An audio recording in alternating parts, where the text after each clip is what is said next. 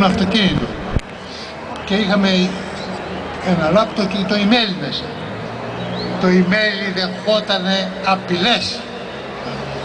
Απειλές για τη ζωή μου, για το ένα, για το άλλο.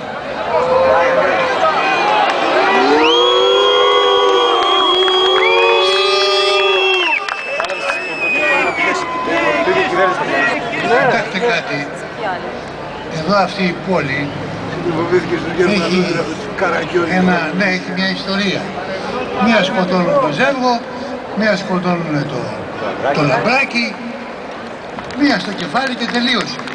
Γι' αυτό και πίσω μου με φρονούνε, γιατί με μία στο κεφάλι, εντάξει, εγώ τα ψωμιά μου τα έφαγα.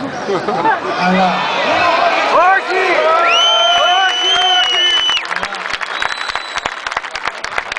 Αλλά έχω βάλει και εγώ μπροστά μου ένα γυνάτι τώρα. Και πάμε καλά. Λοιπόν, συνεχίζουμε.